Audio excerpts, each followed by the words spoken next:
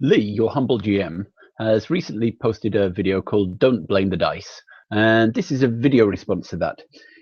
In his video, Lee was reflecting on the role of dice in various games and gamers' reaction to dice and good and especially bad dice rolls, or unsuccessful dice rolls. So he quoted John Wick, who says, "I'm not the author. I am the author of my character, not the dice," and saying you should own the dice rolls and interpret them, bring character to them. And I agree with what Lee says. I'd just like to add, though, that the ultimate dice fail is the one that the one that brings about the biggest effect is if your character dies. If you have rolls or an accumulation of rolls which end in the death of your character. This in survival horror games, or Lamentations, Call of Cthulhu, or Meat Grinder early versions of D&D, character death is almost inevitable, and you know your luck's going to run out sooner or later, and you just kind of expect death and accept it when it happens. But if you're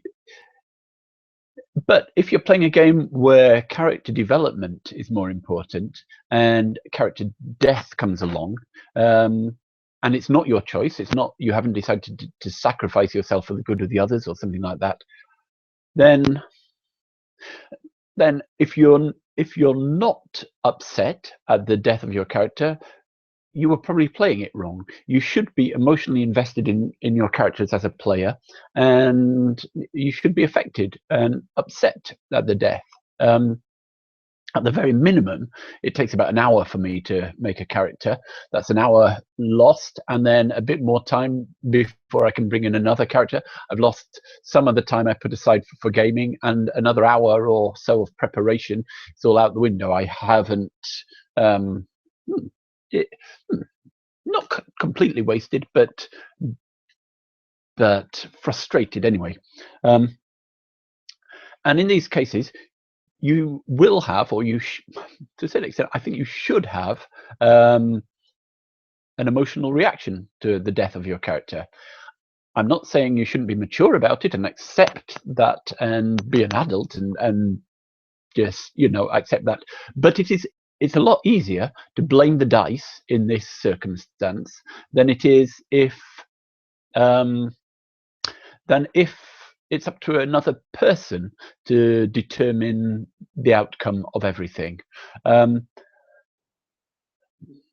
Death, for me, I like playing heroic games where death is a real possibility, but it makes interpersonal relationships a lot easier if that chance of death or the risk of death is decided not by one of my friends, and I can't sort of blame one of my friends, but I can blame some inanimate, arbitrary plastic objects, or random code on the computer to generate numbers. Dice do have a very important role in role-playing games, that of being the things to blame when things go wrong, because there should always be a chance of death in any heroic game. Anyway, that's just a few of my ruminations, my first thoughts. Good video, Lee, and I hope to see more, and hope to see you, anybody who sees this, in a game sometime. My name is Caius. I love role-playing games.